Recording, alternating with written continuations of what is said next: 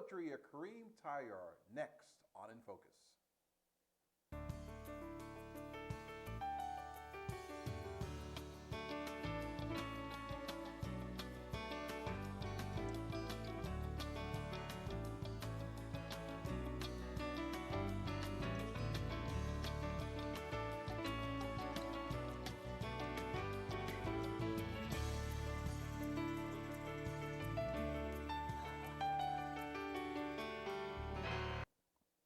Well, hello and welcome to In Focus, a public affairs show that looks at newsmakers, events, and activities in and around Orange County. In Focus is produced by students enrolled in the Digital Media Arts program at Golden West College. I'm Warren Carter, your host of In Focus. Joining me in the studio is Kareem Tayyar, Associate Professor of English at Golden West College, novelist and poet. He is here today to talk about and to read several poems from his latest book of poetry, Magic Carpet Poems. Welcome to In Focus. Thank you for having me, Warren.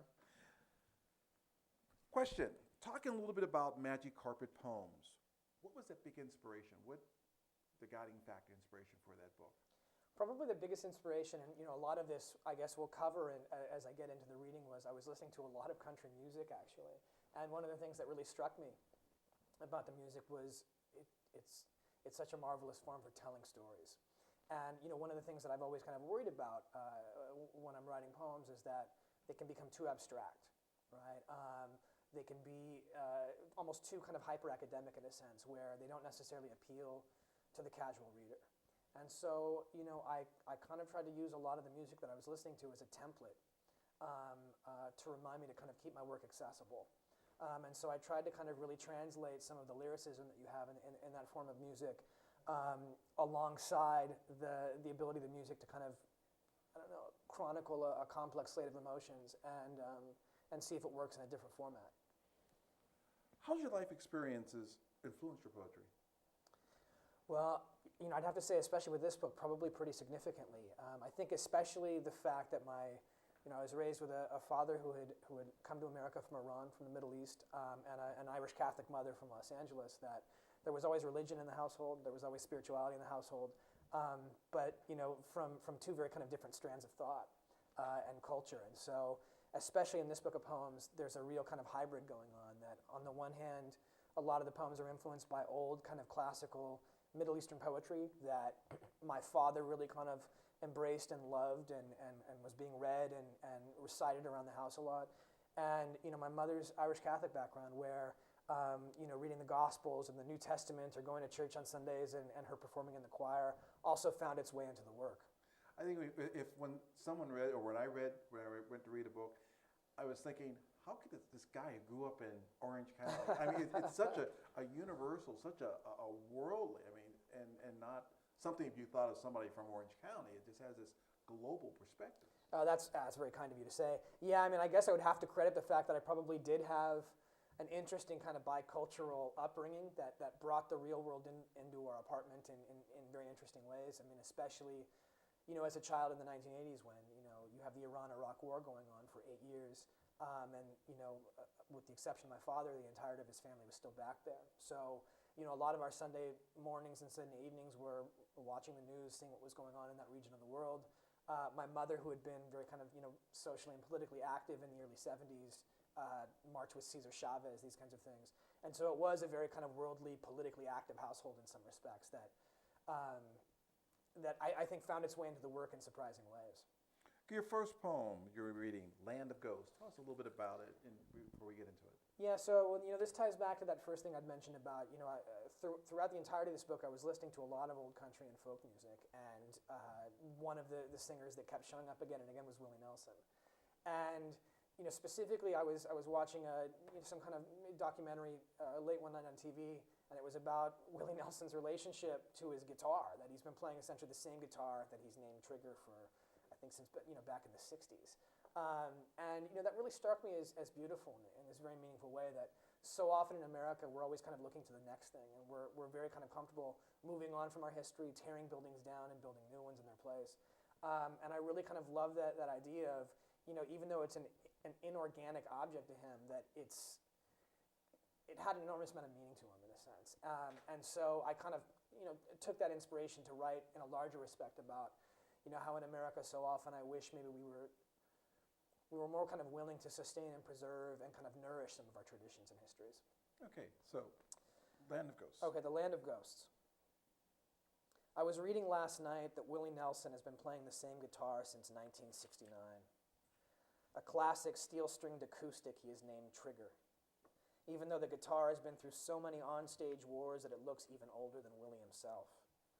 Its wood skin is weathered as a Depression-era shotgun shack, its frets rising like levees about to break during a southern rainstorm, but its sound possessed of the kind of chiming grandeur that the great old European cathedrals possess.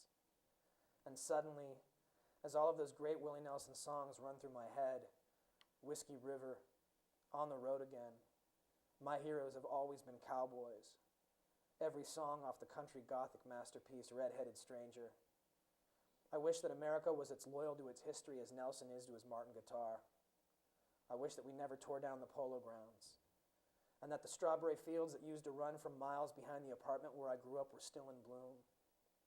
I wish that the old Cyclone Racer roller coaster that used to rise up from the Long Beach boardwalk like a dragon with its tail coiled was still carrying the locals that much closer to the sky. I wish that we weren't always so willing to swing the wrecking ball through the Art Deco heart of all of those vintage Los Angeles buildings, and that the Everglades weren't being destroyed on a daily basis to make way for more waterfront condos.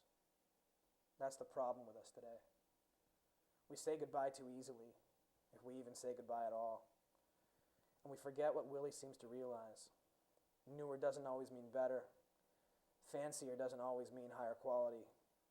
And the greatest songs are always the ones we already know by heart. Wow, I mentioned to you earlier that when I read that for the first time, and when you got to that in that last part about we say goodbye too easily if we say goodbye at all. It seems such a reflection on current present day society. Yeah, and it's such an interesting dynamic because my father always had this funny story. He said when he first came when he first landed in San Francisco after leaving Iran. He saw, a sign on a coffee shop or something that had said something like, since 1958 or something, and this is, early 70s, and he thought it was a joke. I mean, that idea that, something at that time was 16 years old could be seen as having a legacy to it. And, we forget in some respects, we're such a young country in so many ways anyway, that we would think that we'd want to kind of hold on to certain kind of traditions that we have in much more meaningful ways. Of course, the beauty of America is that we are always looking forward and that, we're always kind of willing to, try new things and embrace new fashions. But, sometimes it's at the risk of losing, kind of meaningful parts of our kind of collective pasts. The first, you're going to read 6 poems during this Today show, and the theme that runs through all of them is the influence of country music and country musicians and on there. What is it about American country and folk music that appealed to you? It's funny. I mean, I would have to say, on one level, I think I probably owe as much to to country and folk and popular music in terms of what's influenced my poetry as other poets. Largely because one of the things that I've always loved about those forms of music specifically is that they're able to tell a story sometimes in a much more accessible way than a lot of contemporary poetry. I love that if you're talking about a songwriter like Willie Nelson or a Bob Dylan or Joni Mitchell, these kinds of figures that they're able to kind of do really complicated things with language and with rhythm and with melody, with allegory and metaphor, but at the same time to not let the language become obtuse or opaque in a way. I've always loved that these musical forms are meant for large audiences. That they don't want to be exclusive. And the thing that struck me about reading the book, and the first time I read it, was that the poetry kind of like it speaks to everyone. It's not like any type of elitist. It's for like every man. It's very clear, concise, and everyone can relate to it. That's very kind of you to say. I mean that's something as a teacher or instructor of poetry as well. That's always a concern of mine. That a lot of times by the time I get a student in an introduction to poetry class or an introduction to literature class, they've already had terrible experiences with poetry in high school. That so often poetry is treated like this secret code they have to learn how to crack, and until they have a certain level of knowledge, they can't possibly kind of understand it. And I've always felt that the greatest poetry, or the poetry that's spoken to me, whether it's a Walt Whitman or a Mark Strand or somebody like that, it's work that is meant to appeal to the kind of casual reader. and not just the academic reader. So the one, your next poem you're going to read, Riding the Rails, you pay homage or mention Merle Haggard. Yeah. And this other thing I wanted to mention before you read it is that at least these first two, you have this, we always keep referring back to the past of days gone by. It's like, longing for the past. Is that a recurring theme that goes through? Or? That's interesting. I mean, I would say it probably is in this particular book. I mean, the book is definitely kind of shot through with a kind of dynamic of nostalgia. Hopefully not overly so in a kind of manipulative way. But, there is certainly kind of this desire to kind of celebrate and preserve some of these kind of past artists or individuals or movements, largely because it's so easy with, how fast-paced our society is. A lot of times we really forget them. Speaking of Merle Haggard, I mean, he's recently, passed away, and I was struck by, for instance, with how many of my students, they didn't know who he was, and what a sad thing that is in a way. That, I mean, you have this really kind of vital, meaningful American artist whose work, even if it was recorded, several decades ago, really has meaningful things to say about the lives we're living still today. I've always found it very kind of sad when artists like that, begin to kind of fade out or be pushed to the margins. Or who's going to be there to replace them? That's right. Well, and that's something else really interesting, because I think about, if we're talking about country and folk and rock and roll music, that there's a lot of wonderful country and folk artists working today, Sturgill Simpson, somebody like that, and yet you don't have an artist, you don't have a Sturgill Simpson without first a Merle Haggard or Willie Nelson, and it's nice to be able to kind of keep that lineage alive in a sense. Let's hear it. Riding the Rails. Riding the Rails. Merle Haggard is trying to tell me something on the radio. He is an old cowboy, the kind they don't make anymore. Just another ghost taking the last train out of Dodge alongside the family farmer, the circus freak, the struggling artist, the silent film star, the go-go dancer, and the auto worker. He is singing in that warm voice that my mother used to tell me was what she imagined St. Peter sounded like. The voice of a good man in a hard job who knew that the only meaning you could find in this world or the next was to live by a code you created for yourself. And that no matter what happened, you never asked for mercy. You never hurt another.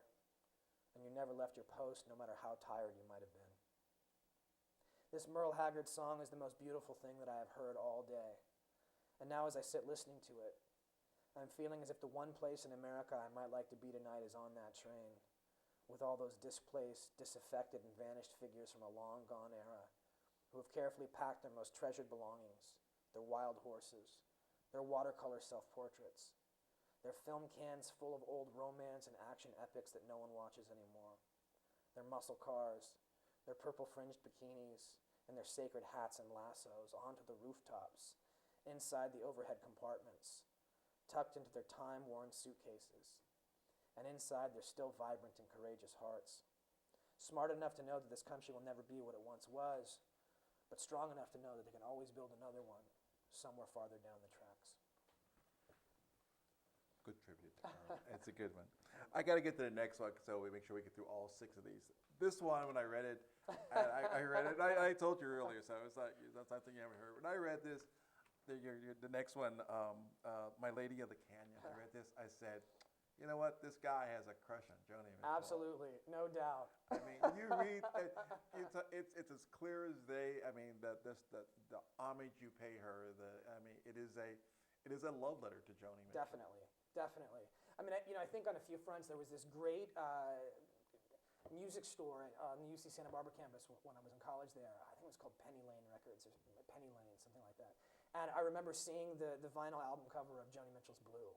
And I think it's possible I was in love with her before I even heard the music. Just the image of her and that kind of that deep blue kind of tone on the front of the album cover really kind of struck me. And I remember taking the album back to my place and listening to it, and I must have played a song like River nonstop for days at a time. I mean, You still have the album? I do. I still have it. It's actually funny. I just came into possession of another one even recently that, it's one that really still sticks with me.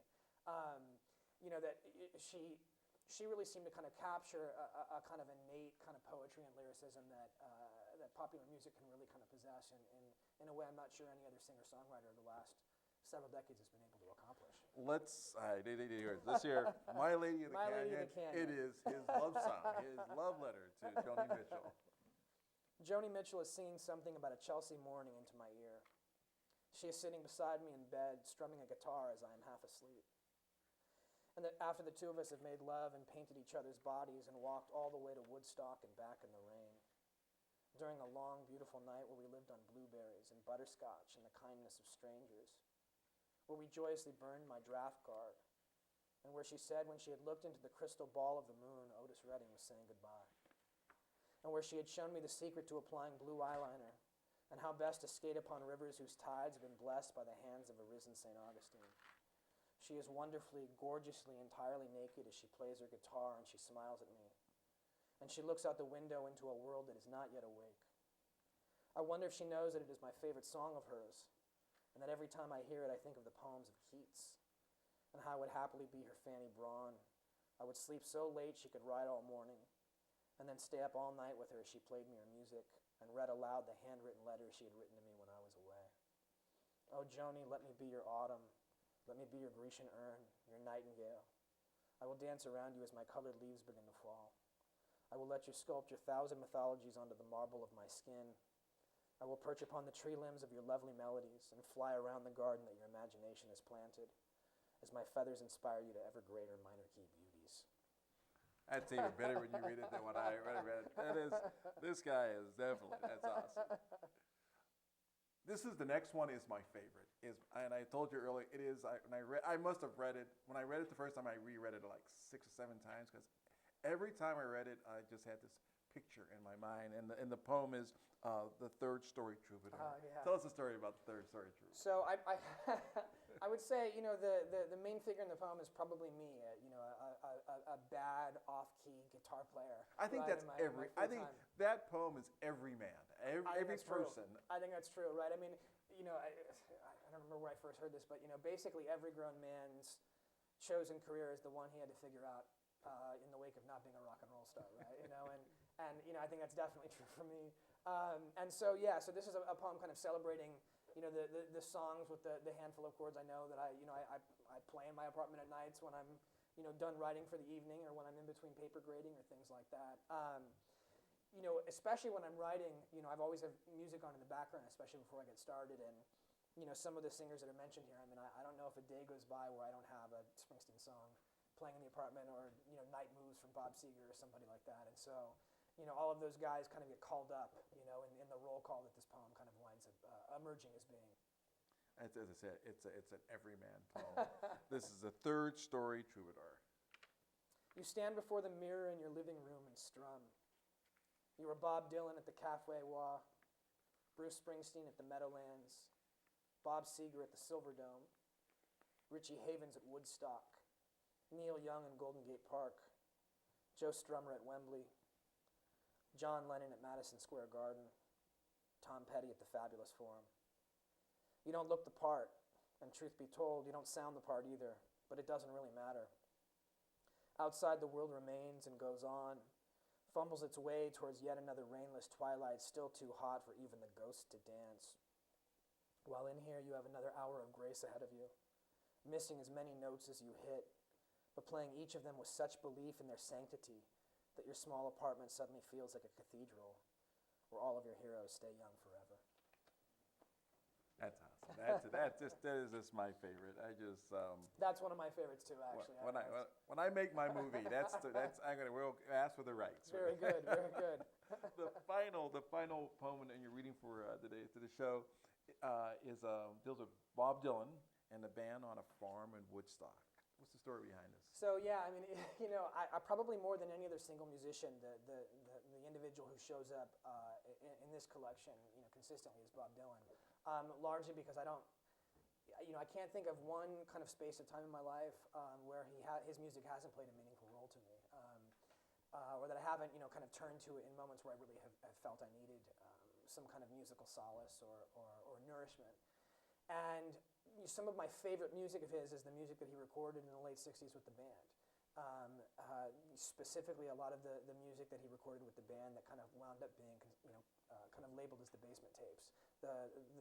all of which was recorded on a farm at Woodstock particularly. I think it was one summer. And there's something when you listen to those particular songs and that particular group of musicians play together where it almost seems like they're calling up this, we talked about a kind of vanished America, that it's this second kind of alternate America. I think Grail Marcus, the old music critic, called it the old weird America.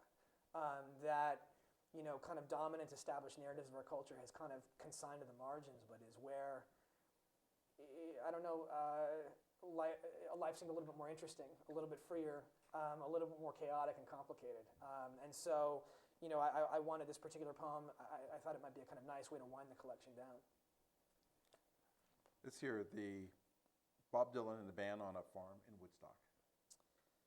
You were in the basement of a farm in the middle of upstate New York.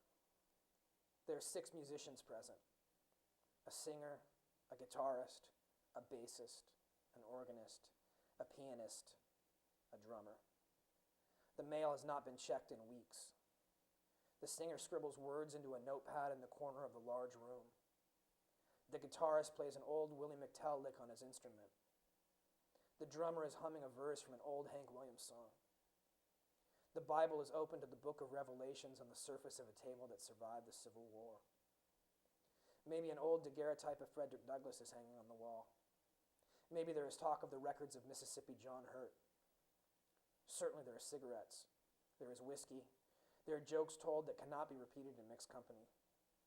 When the musicians begin to play together, they sound like they're performing an excavation, a seance, a curse, a blood oath, an exorcism, a spell, a sermon, a tall tale, a funeral procession. The musicians play like they have survived an apocalypse. The musicians play like the apocalypse is upon them. The young singer's voice sounds like the voice of an old man who has found himself upon the deck of a sinking ship. And the band sounds like it is trying to save that ship from going under. Wow. The book, Magic Carpet Poems, is available from Amazon.com.